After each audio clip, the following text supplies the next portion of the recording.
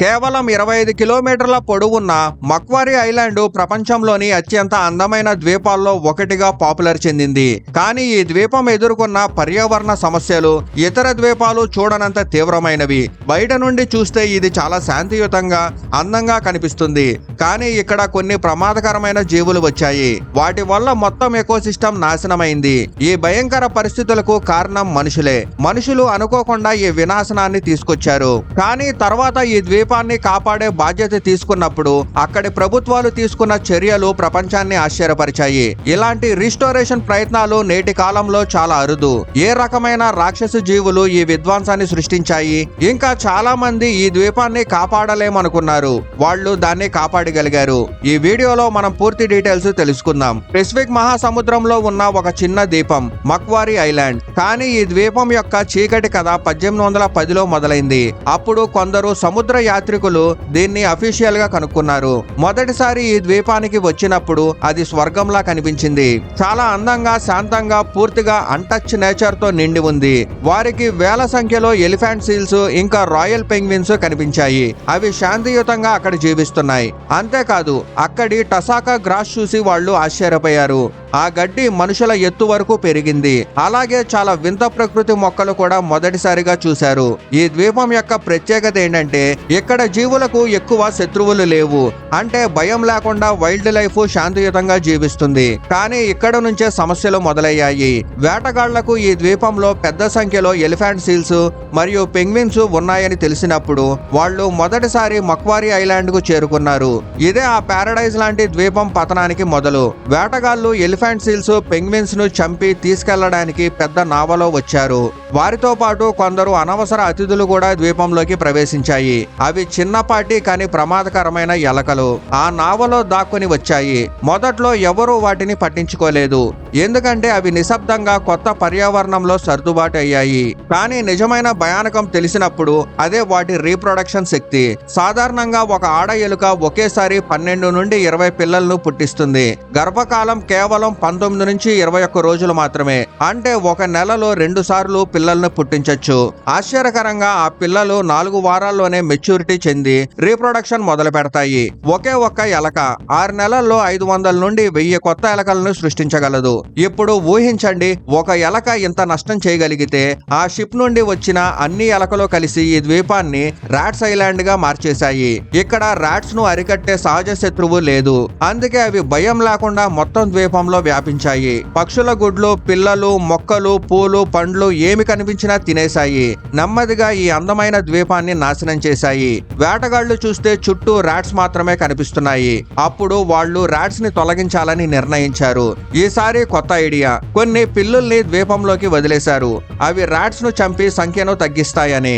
కానీ ఇక్కడే మక్వారీ ఐలాండ్ యొక్క రెండో వినాశనం మొదలైంది. పిల్లులు రాట్స్ ని తినకుండా ద్వీపంలోని సముద్ర పక్షులపైన దాడి చేయడం మొదలుపెట్టాయి.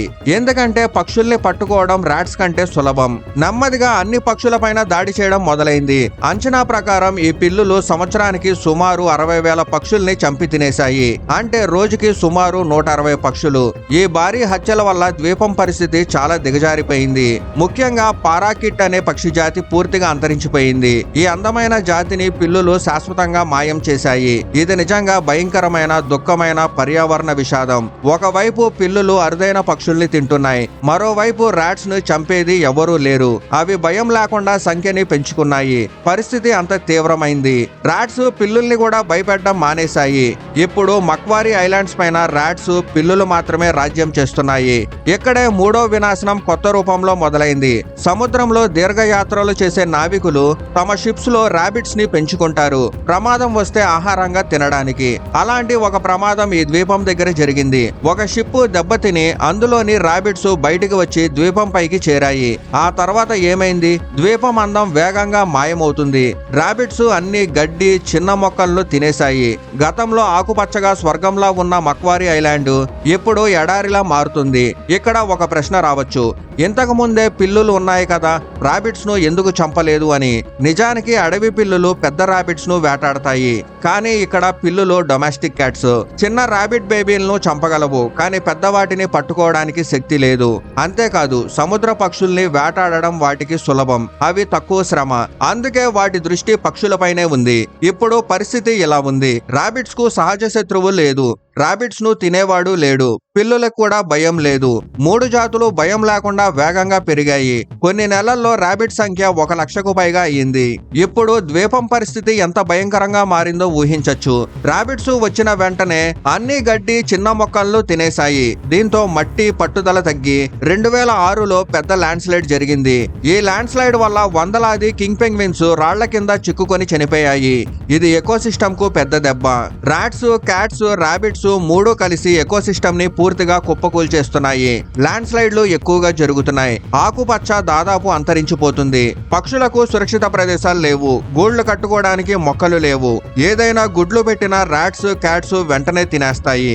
మక్వారీ ఐలాండ్ ఒకప్పుడు బయోడైవర్సిటీ చిహ్నం, ఇప్పుడు ఎకోలాజికల్ డిజాస్టర్ జోన్ గా మారిపోయింది. ఈ భయంకర పరిస్థితిని చూసి ఆస్ట్రేలియన్ మరియు టాస్మేనియా ప్రభుత్వాలు మొదట పిల్లుల్ని పూర్తిగా తొలగించాలని నిర్ణయించారు. పిల్లులు ఎక్కడ ఉంటాయో తెలుసుకోవడానికి GPS మరియు మోషన్ సెన్సార్స్ ఉపయోగించారు. 2000 సంవత్సరంలో క్రాపింగ్ మొదలుపెట్టి 6 సంవత్సరాల కష్టం తర్వాత 2006లో ద్వీపం పైన ఒక్క పిల్లి కూడా లేదని ప్రకటించారు. దీని ప్రభావం వెంటనే కనిపించింది. భయంతో దూరమైన పక్షులు తిరిగి వచ్చాయి. కానీ కథ అక్కడతో అంతం కాలేదు. నెక్స్ట్ పెద్ద ముప్పు రాబిట్స్. వాటి సంఖ్య అదుపు తప్పింది. ద్వీపం 90% కంటే ఎక్కువ భాగం నాశనమైంది. చాలా మంది పర్యావరణ సైంటిస్టులు ఇక రికవరీ కష్టమని అన్నారు. అప్పుడు మళ్ళీ ప్రభుత్వాలు కలిసి భారీ మిషన్ మొదలుపెట్టాయి. మొత్తం ఖర్చు $24 మిలియన్. లక్ష్యం ఏంటంటే రాట్స్, రాబిట్స్ పూర్తిగా తొలగించి అసలు ఎకోసిస్టమ్ ను తిరిగి తీసుకురావడం. మొదట రాబిట్స్ ను పూర్తిగా అంతం చేయాలని నిర్ణయించారు. సైంటిస్టులు ఒక స్పెషల్ బయోలాజికల్ వెపన్ ను ఉపయోగించారు, హ్యామరాజిక్ డిసీజ్ వైరస్. రాబిట్స్ కు క్యారెట్స్ అంటే ఇష్టం కాబట్టి వైరస్ ఇన్ఫెక్ట్ అయిన క్యారెట్స్ ను ద్వీపంలో విసిరారు. వాటిని తినగానే వైరస్ వ్యాపించి రాబిట్స్ చనిపోయాయి. ఈ ట్రిక్ తో సుమారు 70% రాబిట్స్ నాశనమయ్యాయి. ఇంకా మిగిలిన రాబిట్స్ మరియు ప్రధాన సమస్య రాట్స్. వీటిని తొలగించడానికి మరో స్మార్ట్ ప్లాన్ వేశారు, వింటర్ సీజన్ లో చేయడం. ఎందుకంటే శీతాకాలంలో సముద్ర పక్షులు ద్వీపాన్ని వదిలి వలస వెళ్తాయి. ఇతర సీజన్ లో చేస్తే విషం తిని చనిపోయిన జంతువుల్ని పక్షులు తిని చనిపోయే ప్రమాదం ఉంది. ఈ భారీ ఆపరేషన్ లో 300 టన్నుల విషం కలిపిన ఆహారాన్ని హెలికాప్టర్స్ ద్వారా మొత్తం ద్వీపం పైన విసిరారు. రిజల్ట్ అద్భుతం. చాలా పెద్ద సంఖ్యలో రాట్స్ మరియు మిగిలిన రాబిట్స్ చనిపోయాయి. కానీ సైంటిస్టులకు ఒక పెద్ద ఆందోళన, నిజంగా అన్ని రాట్స్, రాబిట్స్ పూర్తిగా పోయాయా? 1-2 మిగిలితే మళ్ళీ రీప్రొడక్షన్ చేసి అదే విధ్వంసం తిరిగి వస్తుంది. ఈ భయంతో ఫైనల్ స్టెప్ గా హైలీ ట్రైన్డ్ డాగ్స్ ని ద్వీపంలోకి దించారు. ఈ కుక్కలు రాట్స్, రాబిట్స్ ను వాసన చూసి కనుక్కొని పట్టుకొని చంపేలా ట్రైనింగ్ పొందాయి. ఈ డాగ్స్ ద్వీపంలో వదిలేసరికి అద్భుతం చేశాయి. ఏ చోట దాక్కున్నా కనుక్కొని పూర్తిగా తొలగించాయి. నెమ్మదిగా ఎడారిలా మారిన ద్వీపం మళ్ళీ ఆకుపచ్చగా అందంగా మారింది. సైంటిస్టులు ఈ మిషన్ ను ఏ విధంగా అయినా విజయవంతం చేయాలని నిర్ణయించారు. అందుకే డాగ్స్ మరియు వారి టీమ్స్ నెలల తరబడి ద్వీపంలోనే ఉండి ఒక్కో రాటు, ఒక్కో రాబిట్ ని పూర్తిగా తొలగించారు. కోట్ల రూపాయల ఖర్చు చేసిన తర్వాత ఈ ఆపరేషన్ పూర్తిగా విజయవంతమైంది. 8 ఏప్రిల్ 2014న ఆస్ట్రేలియన్ మరియు టాస్మేనియన్ ప్రభుత్వాలు అఫీషియల్ గా ప్రకటించాయి, ఇప్పుడు ద్వీపం పైన రాట్ లేదు, రాబిట్ లేదు, క్యాట్ లేదు అని. దీంతో మక్వారీ ఐలాండ్ తన పాత వైభవాన్ని తిరిగి పొందింది. మొదట కనుక్కున్నప్పుడు ఎంత అందంగా ఉందో ఇప్పుడు అదే అందంగా మారింది. ఈ మిషన్ విజయం 2 ప్రభుత్వాలకు సక్సెస్ఫుల్ మాత్రమే కాదు, ప్రపంచవ్యాప్తంగా ఇతర దేశాలకు స్ఫూర్తిగా నిలిచింది. నిజంగా సైంటిఫిక్ ప్లానింగ్ తో ఏ పర్యావరణ విధ్వంసాన్నైనా తిరిగి జీవం పోసుకునేలా చేయొచ్చు. సో ఈ రోజు వీడియోకైతే ఇంతే. నెక్స్ట్ వీడియోలో మరిన్ని ఇంట్రెస్టింగ్ జంతువుల గురించి తెలుసుకుందాం.